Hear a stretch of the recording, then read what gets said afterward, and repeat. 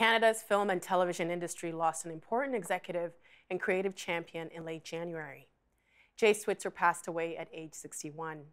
He had done it all in television, starting out at just 16 years old at City TV and rising through the ranks to CEO of Citytv-owned Chum Limited, as well as creating specialty channel broadcaster Hollywood Suite. He was a mentor to countless creators and producers, and we're pleased to welcome two of his former colleagues to reflect on their irreplaceable Jay Switzer. Thank you for being here. We've got David Kynes, Hollywood Suite co-founder and president, and Christina Jennings, CEO, Shaftesbury Films, Inc. Sorry, I just started feeling really emotional. Yeah. And I can only imagine what it's like for the both of you.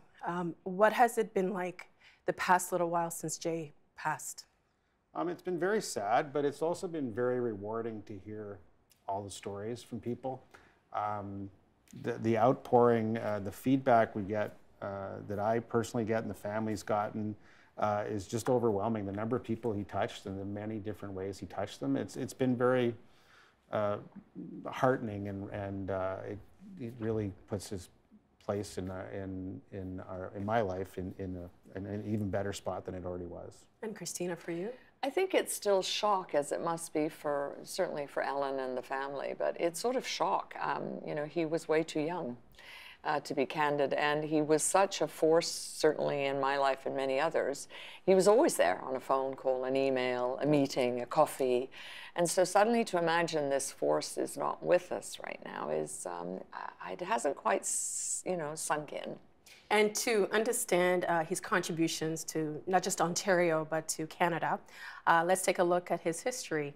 Jay was actually born in Calgary in 1956. His mother co-founded City TV. His father built cable systems, and at age 16, he worked in the City TV switchboard. By 1983, he was the station's program manager. He helped usher in Much Music, where I worked. And David was my boss. In 2002, he became president and CEO of Chum Limited, and he co-founded Hollywood Suite. And in 2017, he was invested as a member of the Order of Canada. I mean, when you look at his bio, I'm surprised that not more people know who Jay Switzer is. He was not one to be looking for a lot of credit. He just worked quietly, diligently behind the scenes to get stuff done, like many of us do. He was not one to be waving his own flag, but he helped countless people, and you know, you start to hear those stories. Well, in Playback magazine, he had said that television is my life. He was quoted as saying that. What was it about television that drove him to do the work that he did? Christina? I mean, I can't speak for the early Jay. I mean, other than seeing some of the photographs of him behind cameras and things, but there's no question he loved what he did. He loved it. He loved it right up until he died. And it really was his passion. And it wasn't just television, it was storytelling. And it was Canadian stories. Like, he was passionate about storytellers and artists and actors, and you know, and that's what got him up every day. And David's absolutely right. It wasn't about Jay. It was never about Jay. He was always in the background promoting other people, always. And he was a mentor to you, David. Someone, right? I read a piece today by Bill Brio. He called him the Yoda of Canadian television. Like, he knew all, saw all, had amazing insights. And he was very passionate about TV. He loved going down to the, every May, there's a process that goes on in the television industry where Canadian broadcasters go down and look at the pilots for the fall season and bid on them and purchase them. And he loved that. He loved seeing a new show, see the pilot, and then he was equally excited about seeing how it ended up on air 4 months later. Like, he loved the creative process. He could talk about television forever and a day. And you met him when you were just starting in your career. He wasn't just a friend, he was a mentor to you at one point. Yeah, he was the program manager at City TV, and I was a lowly editor on the new music, and I was working with some people that are here at TVO. On the cameras, and yeah, I remember having to go talk to him about some crazy idea, but we wanted more time for our show one day, and he just said, no, you can't have more time. That's the discipline of television. Make it, you know, make it great. What do you think is the most important lesson that he taught you? Not just about life, but also about storytelling. Well, two of them, I'd say, well, less is more, which is back to that initial meeting I had with them, which was just like, no, just make it a fantastic hour. And it's so easy to do something for someone. You don't have to do it because you get something in return. It's so easy to write a letter of support, send an email of encouragement, or a phone call back in the day. That's probably the most important thing I learned from him. And you, Christina? Oh, what did I learn from Jay? I think it was interesting. I have this story to tell where he is actually instrumental in Murdoch Mysteries. And it wasn't actually until Jay had passed that I could actually say that in that way, which was I realized that we were just about to get Murdoch Mysteries off the ground. We're going to do a couple of movies to launch the series. And I'm getting to what was one of his, the significance of what he taught me. But I went to him and I said, Jay, it's all falling apart. And I've got about 36 hours to pull this together. And he knew me and he said, okay, send it over. I'll be back to you. And within 12, 18 hours, he said, we're doing it. And the lesson he taught me was that at the time we were trying to promote a turn-of-the-century detective show. And no one was doing it in the world. No one was doing that. And the lesson Jay taught me was, that's the reason I want to do it, because you're going to stand out. You're going to stand out above all the noise. So that was a lesson. It was just picking, those projects that actually are different and don't be frightened to push something that's different. And so that was a sort of a business thing that he's taught me. And I think the other thing, and again, it's in his passing in a way, is he was always there for me and so many other people, and he's now gone. And that's now what we've got to do. We've got to make sure that we give back to people. We give back to the new people coming along behind us. Because he did it every day, all day long. And I will always, it's like having Jay on your shoulder, really. So that's the personal thing he's left. He was a relentless connector.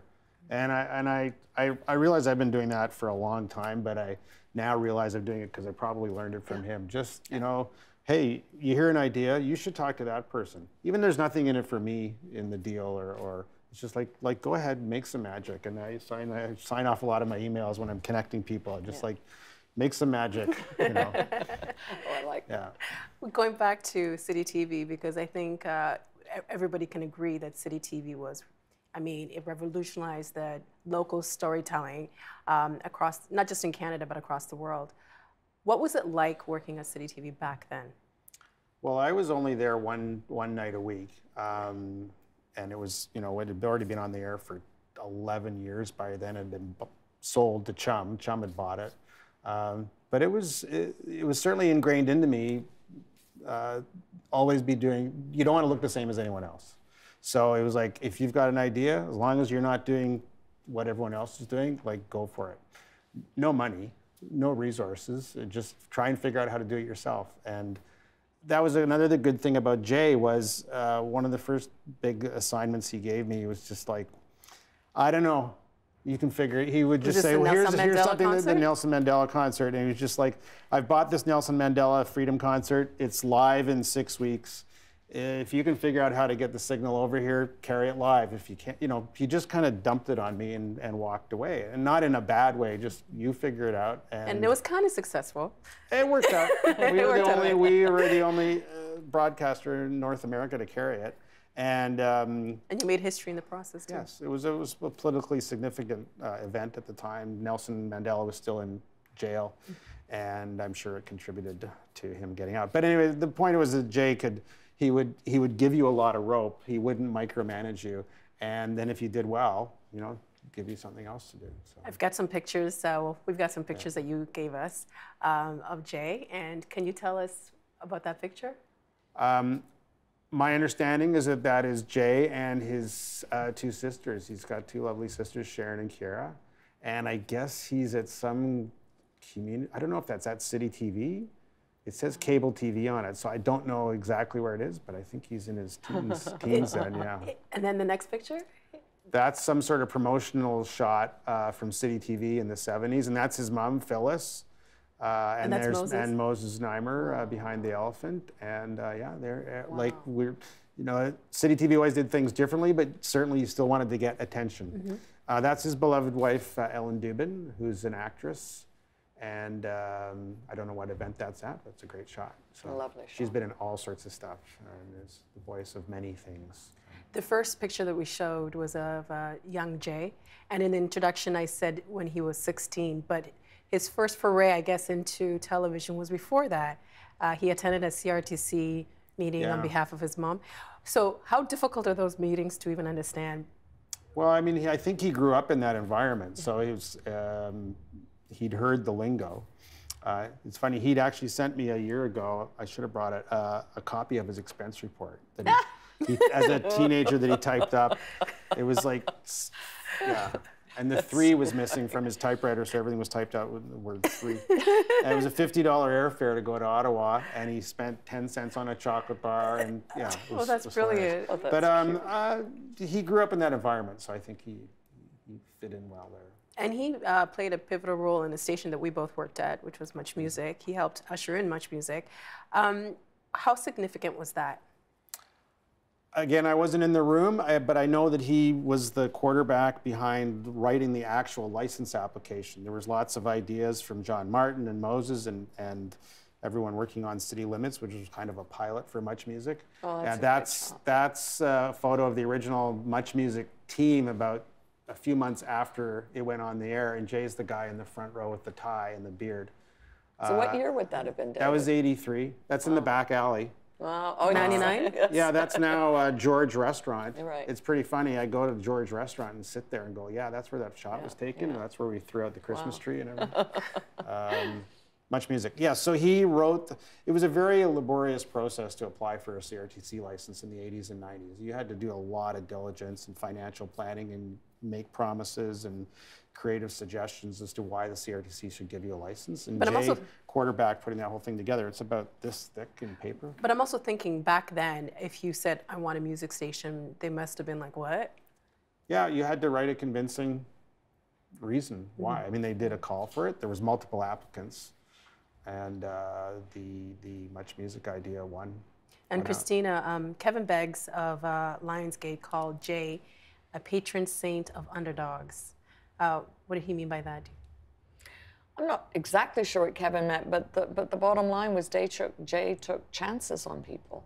I mean, I think that's probably what Kevin was getting at, that, you know, Jay wasn't about stardom. He wasn't seeking out stars. He wanted to make some stars.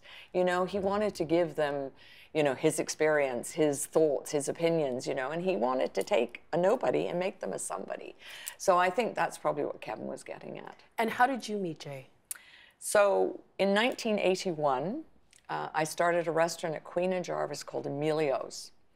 And into Emilio's came the City TV guys. And this predates Much Music. So into the restaurant came all these guys and girls. And guys and girls. And I met Jay. And I was right in the point of switching up careers. I had been a town planner, and I was meeting all these film and TV people and actors and thinking, oh my God, these people are so passionate about stories. I want to help them. And one guy had he had written, and he was going to direct, and he was going to produce his first feature film for $90,000.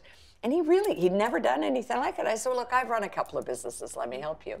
So sure enough, I helped him make the movie. I think we called it Cottage Country or Whodunit, I can't remember. But into the restaurant came Jay, and I would serve him a sandwich because I was working there. And I suppose at some point he must have said, if you ever need any help. So when the movie was done, I phoned up Jay. And he said, come on over. I'm just, of course, next door. So I went in, and I went down to the basement, and he was in a basement. So he was probably not the program director yet. He was in the basement, little basement windows. But the shocking or amazing thing was, I've never seen, the office literally floor to ceiling were scripts, VHS tapes, big fat beta tapes. I mean, there was stuff everywhere. I said, okay, Jay, I finished my movie. You know that movie I was telling you about? I finished it. Anyway, long and the short is he bought my movie. And that began our relationship. And it was a 30-year relationship. So it was, you know, he was starting his career, in effect, I was. And for me, it's a huge full circle because he sat on my board of directors for the last 6 years. He was a shareholder in my company. So it was this journey that we went through for 30 years. Looking back, do you think you'd be doing what you're doing now if it hadn't been for Jay? It's interesting. I mean, would I have, you know, he bought my first film. So what would have happened if he hadn't bought my first film? Maybe I would have sold it somewhere else. But he actually started Murdoch Mysteries, and that's been a phenomenon. That's a 15-year run for a drama series. That's huge. It's huge. And so that's changed my life. That changed my company's life. So, and all the advice over all the years. I mean, David talks about him going down to the LA screenings, you know, and every single year he'd come back, because I never went. I was a producer. Producers don't go. And he would come back and he'd bring out of his pocket that little sheet, one sheet of paper that he had folded over and in very small writing had written every title. And he'd sit with you and he'd open it up. And I learned from that. He would say to me, watch Designated Survivor. I think that's going to be hit, and I'll tell you why, because it's an everyman. You know, the president is really an everyman. Anyway, he would tell you these things, and then actually you'd look back and you go, Jay was right. He's the Yoda. The Yoda. And after Chum, you and Jay partnered to do Hollywood Suite. Yeah. What was it like having him as a partner? He was a partner and he was our leader. It was fantastic. He was highly, I mean, the whole team was highly respected in the industry, but Jay especially. So when Jay said, yeah, this is what I want to do after being CEO of Chum, people fell in line. So it was inspiring, and it was a great idea, and it's going strong today. And what was it like working as friends? Did it change the dynamics at all? No, I mean, I'd always worked with him, and it was a professional relationship and a friend's relationship. We only live a block apart from each other, so we meet for coffee all the time, and it was, as I said, it was inspiring, and you could always reach out to him, you know, on a bad day or just when something had happened, and bounce it off him, and he'd give you the 50,000-foot view. I'm the president, I do the 30,000-foot view, and he was the chairman, and he did give me the 50,000-foot perspective. And then, you know, we might talk a little gossip. What'd you gossip about? You name it. I missed him yesterday. There was some stuff to talk about yesterday. But yeah. What do you think is going to be his ultimate lasting effect in the Canadian and film industry, television industry? I hope, and based on what I've certainly heard over the last few weeks, his legacy is that he's taught everybody that, as I said earlier, it doesn't hurt anything to give a compliment. You can do a favor for someone, you can help someone along and encourage someone. And I think he's inspired so many people that will be his legacy, that kind of thinking, that you know, paddling for the underdog, supporting the underdog will be something that will rub off, has rubbed off on a lot of people and will continue to. And Christina? I think he was such a proud Canadian, you know, and I think Canada's challenged right now in terms of our stories and getting our stories out in the world. And I think his legacy was he believed not just in Canadian stories, he believed in Canadians and the talent. And I think that indeed will be something he'll be remembered for. What will the industry be like now without him? Well, I think we will miss that 50,000-foot view. He would go on news shows. Whenever there was a big CRTC decision, he'd usually get a call from one of the news channels, and he just gave a great, balanced perspective. Could see both sides of it, and wasn't afraid to talk about both sides of it. And I think we'll miss that perspective. We will miss Yoda. I mean, I only read it this morning, but it's a great description. He could really dissect the issue and boil it down to the nub of it. And I don't know if there's anyone else doing that right now without an agenda. Like Jay he really didn't have an agenda. So the other thing is, you know, he was so, you know, the topic of women in our industry is very much on top of everyone's mind. And you know what? It's interesting. If you look at Jay's career, he hired a huge number of women. And it wasn't because he believed I should hire a woman. He just looked at us as talent. Do you know what I mean? And he said, that person, who happens to be a woman, is right for the job. And I look at Chum, I look at Roma Khanna, I look at all of the women around him, many of whom actually moved over with you to Hollywood Suite, interestingly. So it was not about the fact we were women, it was we were talented humans and we deserved to have a break, you know, and... For sure, he was totally blind that way. Yeah. Like, it was just about the talent. Yeah. There was no... he had some gambling buddies, but that was about the extent of his bro culture. And, you know, he wasn't hanging out at the gym, as you can see from one of those photos. But, you know, he was just very much who's the best person for the job. And then shortly before he passed away, he was invested into the Order of Canada. What did that mean to him? I think it was actually difficult for him because he was not one of those guys that was looking for recognition. Yes. So in some respects, it was difficult for them, but I think it was a justly deserved acknowledgement of everything we've been talking about for the last few minutes. So I think it was very nice and the appropriate thing, and I think he appreciated it. So how do you move forward now without him? I think it's carrying on, you know, and if I call him a mentor. I do it all the time. And I think it's just remembering what he gave to me and making sure I give back. I really do. I think it's, you know, one can be sad and one can be shocked and said he was taken too young and it shouldn't, you know, he should have had 20 more years to do all the extraordinary things. It didn't happen. So now it sort of, it's over to us, really, who gained so much from him to carry on, right? And I think the difference is instead of me being able to phone him and say, hey, what do you think? I just have to process in my head, what would Jay do? WWJD. And hashtag WWJD. And make the decision from there. So, but he's set us all up. I think he's mentored us well and set us all up to carry on his legacy. Our condolences, and thank you so much for being here to look back at his life. David Kynes, Hollywood Suite co-founder and president, and Christina Jennings, CEO, Shaftesbury Film Incorporated. Thank you. Thanks. Thank you very much.